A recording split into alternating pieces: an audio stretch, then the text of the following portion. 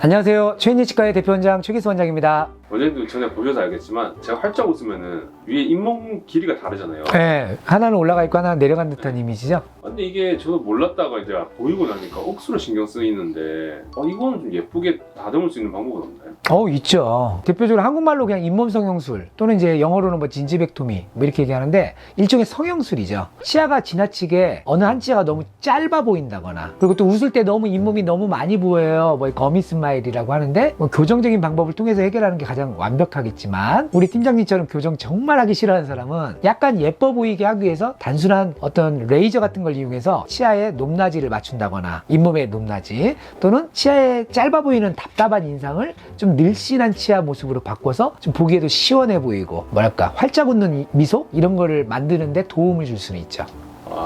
근데 말 그대로 잇몸을 잘라야 되는 거잖아요. 좀 그렇게 얘기하면 무섭지. 근데 약간 다듬는다고 난 표현해. 그러니까 아무리 순하셔도 결국 자르는 거니까 좀 무섭고 이게 멀쩡한 내 잇몸을 잘라내도 내 치아 건강에 아무런 문제가 없는지 뭐 풍치가 오지 않는지 이런 거 되게 궁금하거든요. 그러니까 이제 당연히 치과 의사 선생님이 잇몸 성형을 해도 되는 잇몸인지 또는 잇몸 성형을 하면 절대 안 되는지를 당연히 판별을 해주시겠죠. 근데 잇몸에는 일종의 여러 가지 그 명칭들이 있는데 부착치은이라고 있어요. 우리 눈에 보이는 치아와 곧바로 맞닿아 있는 잇몸 부위가 두껍고 풍요하고 널찍한 분들이 있거든요.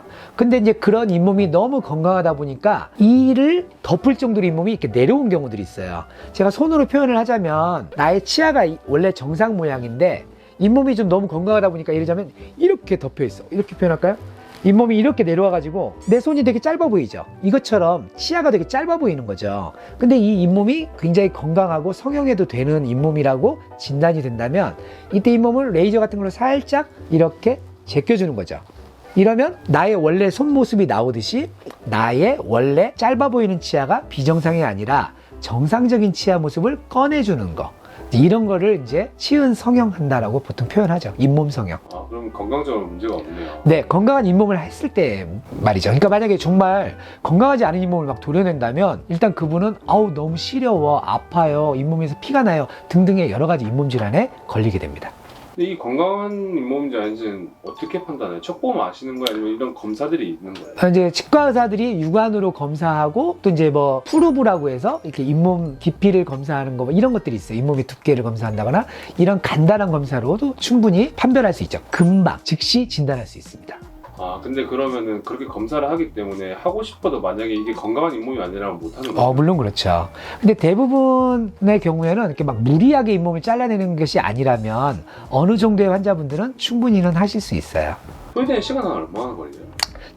한 치아당 뭐 1분도 안 걸리죠, 사실. 하루 이틀이 아니라 1분도 안 걸린다? 네, 그렇죠. 그래서 만약에 나의 치아가 오늘 와서 검사를 해봤는데 잇몸 성형을 할 수 있는 조건의 환자분이세요.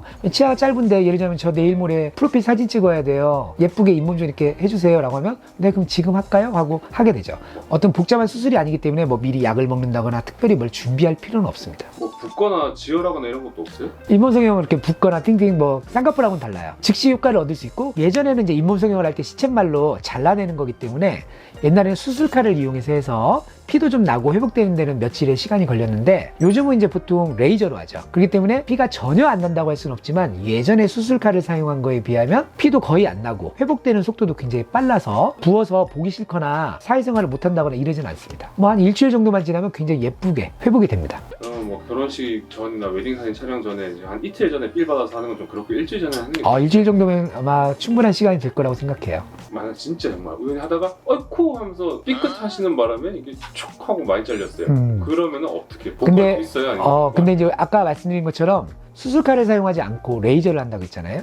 그러니까 레이저는 막 삽시간에 막 슉슉 이게 아니에요. 한 땀 한 땀을 하기 때문에 굉장히 느립니다. 그래서 시쳇말로 삑사리가 쭉 났다고 해서 갑자기 잇몸이 쫙 찢어지고 이러지는 않습니다. 그 같은 부위를 여러 번 태워야. 그렇죠. 뭐 태운다기보다 왜 이렇게 말이 단어 선택이 극단적이야. 좀 이렇게 아름답고 부드러운 단어 좀 써주세요. 그럼 이제 이 디자인을 하는 건 의사의 능력인 것 같은데. 물론 능력이지만 이제 보통 치아의 라인은 황금률이라는 게 있어요. 학교에서 이제 치과 의사들은 항상 그런 걸 배우고 나오고 물론 그 황금률이 각 환자분들마다 다르지만 대략 이 정도 했을 때 사람들이 이 라인이 정말 아름다운 라인이야 라고 하는 어떤의 공식이라고 할까? 이런 것들이 있어요. 그래서 보통 그 공식대로 충분히 건강을 해치지 않는 선에서 라인을 형성을 하고 환자분께 아까도 말씀드렸지만 또 보여드리죠. 그래서 환자분께 여쭤보고 그 다음에 조금 더 할지 말지를 결정하는 그런 약간의 소극적으로 잘라내는 쪽으로 가죠.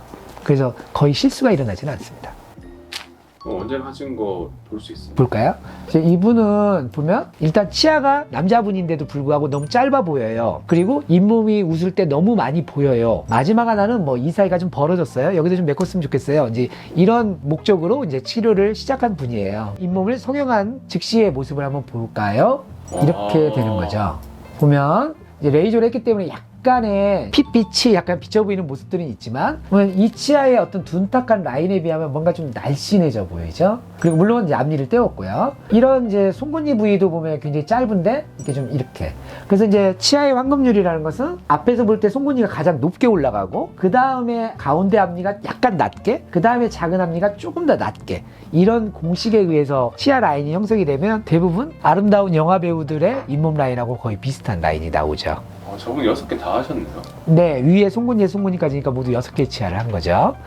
이렇게 했을 때 비록 마취 주사를 맞아야 되니까 조금 아프긴 하지만 마취되는 동안에 시술을 하기 때문에 거의 통증은 없고 마취가 풀려도 그렇게 많이 아프다거나 뭐 피가 철철 난다거나 이런 일은 없고요. 그 다음에 이제 잇몸 쪽을 좀 더 칫솔질을 많이 해주세요 라고 하거든요, 일부러. 그러면 잇몸의 회복도 좀 더 빨라집니다.